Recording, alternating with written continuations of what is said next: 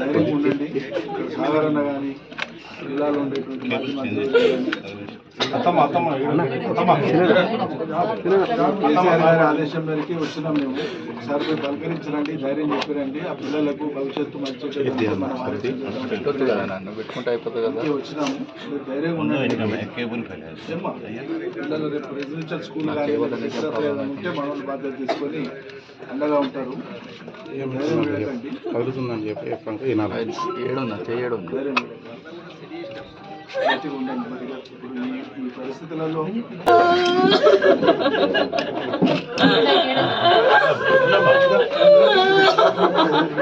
మన చేతుల్లో చెప్పమ్మా బాధ రాలే 5 మంది పడ్డా వాళ్ళు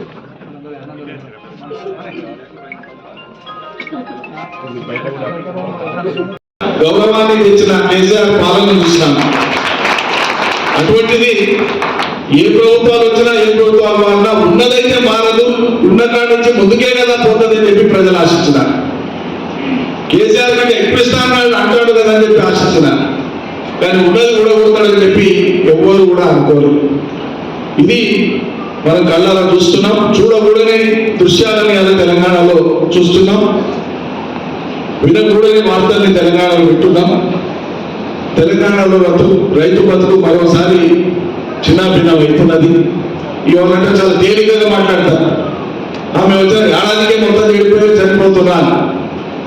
మీరు పాదం మోపిన పుణ్యకాలం మహాప్రభు తెలంగాణ రైతాంగానికి నమ్మకం లేకుండా చేసినారు. ఆ నమ్మకం లేకుండా చేయడమే వాళ్ళ విశ్వాసాన్ని దెబ్బతీస్తాం. డిసెంబర్ 9వ తారీఖు పోయి ఉరుకండి తెచ్చుకోండి బ్యాంకులకు డిసెంబర్ 9కే ఇస్తారు 2 లక్షలు అంటే అప్పు లేని కూడా అప్పు చేశారు కదా మీ మాట నమ్ముకొని. ఆ అప్పు అయ్యాల 30 కూర్చున్నది కదా వాళ్ళ ప్రాణాలు. ఇది నిజం కాదా? ఇది పట్టేబాలు కూర్చున్నా కదా? ఇది తోకేబాలు కూర్చున్నా కదా? రైతు బంధు కేసీఆర్ ఇచ్చేది పిచ్చాం. నేను 15,000 ఇస్తా అంటే కౌలు రైతులకు ఇస్తా అంటే వ్యవసాయ కూలీలకు ఇస్తా అంటే ఇన్ని చెప్పి ఏడాది సాగదీసి 100 రోజుల్లో చేస్తారు ఆ పనులను. ఏడాది సాగదీసి ఏడాది తర్వాత సాగు కబురు సల్లగా చెప్పినట్లు ఊరూళ్ళు లెక్క పెట్టి మొత్తం సర్వే చేస్తున్నామని చెప్పి అర్ధరాత్రికి పడిపోతుందని చెప్పి పంచప్రాణుల లెక్క లేక మొత్తం రాష్ట్రంలో 12,991 గ్రామ పంచాయతీలు ఉంటే 600 గ్రామ పంచాయతీలకు ఇటువంటిగా అవి చిన్న చిన్నవి లెక్క చూసుకొని అక్కడ మాత్రం ఇచ్చి ఇచ్చినా అనిపించుకునేటువంటి ప్రయత్నం చేస్తున్నారు. తెలంగాణలో సామెత ఉంటుంది, సాలి సాలకుండా పెడితే లేదా పెట్టకుండా పెట్టినట్టు నటిస్తే దాన్ని ఏమంటారంటే వాడేందులో ఊరు మొత్తం మీద ఒక కోడి కోసి ఇంటికో రెక్క వంచినట్టు వేసిండు అంటారు. కోడి కోస్తే చుట్టానికి సరిపోయేటట్లు ఇంటికి సరిపోయేటట్లు మనకు వస్తే కోడి కోస్తున్నట్ట. కానీ ఊరు మొత్తానికి కలిపి నేను కోడి కోసినాను బడాయి మాటలు మాట్లాడి పంచనికే ఏం పంచినావు అంటే నేను ఇంటికో లెక్క పంచినానంట. అట్లా ఇవాళ రైతు బంధు రాష్ట్రంలోని మండలానికి ఒక గ్రామం పేరున పంచినటువంటి రైతు బంధు ఊరికో కోడి ఇంటికో లెక్కలాగా తప్పిస్తే ఈ రైతుల ఆత్మవిశ్వాసాన్ని పెంచేదో రైతులకు గౌరవించేటువంటి విధంగా ఇది లేదు. రైతాంగాన్ని అవమానపరిచేటట్లుగా ఇది ఉంది. అటువంటి విధానాన్ని రూపొందించడానికి ప్రాతిపదిక కావాలని చెప్పి మేము ఆలోచిస్తాం. అందుకోసమే రైతాంగం నుంచి సూచనలు సలహా తీసుకుంటున్నాం. వ్యవసాయ కూలీల నుంచి సూచనలు సలహా తీసుకుంటున్నాం. 2-3 విషయాలు ముఖ్యమైనవి గంభీరమైనవి దృష్టిలో పెడతాను. తెలంగాణ రాష్ట్ర ఏర్పాటు అనేటువంటిదే రైతు కేంద్రంగా ఆలోచన చేసినటువంటిది. రైతు ఉద్యమమే మరిదశ తెలంగాణ ఉద్యమానికి ఒక కేంద్ర బిందువు. చిదిరిపోయిన తెలంగాణ వ్యవసాయం, తెలంగాణ బతుకులు, తద్వారా చిరిగిపోయిన మొత్తం తెలంగాణ సమాజమే కేంద్ర బిందువుగా కేసీఆర్ గారు ఆనాడు ఉద్యమం ప్రారంభించింది. మీ అందరికీ తెలుసు. నేను ఆ చరిత్రలో పోను.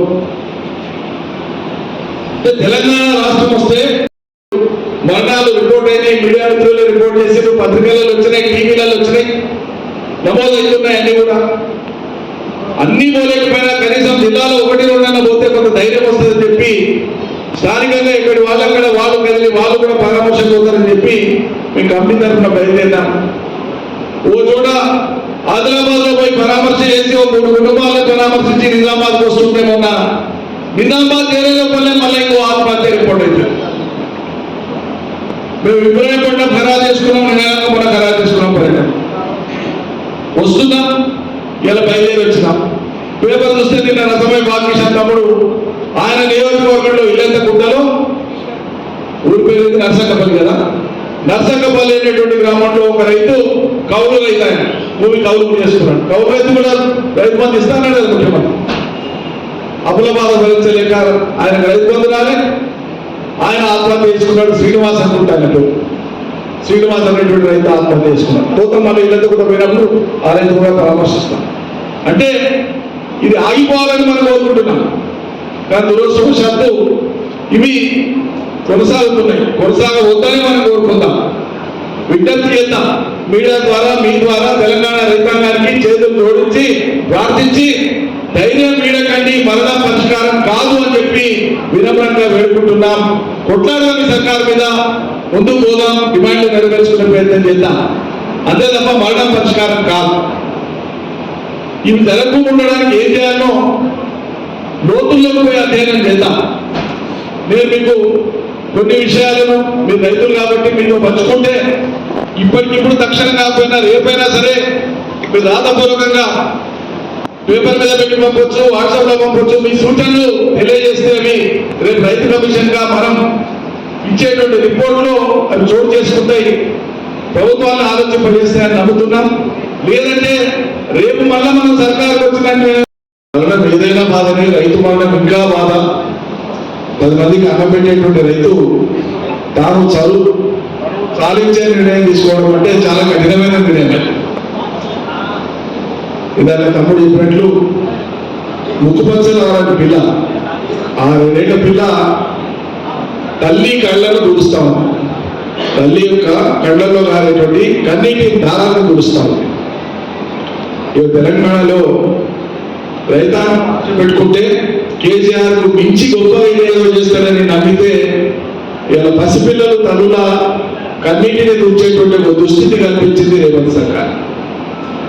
చాలా చాలా చాలా బాధాకరం. ఈ పరిస్థితులు మనం చూస్తాం అనుకోలేదు తెలంగాణలో మనం.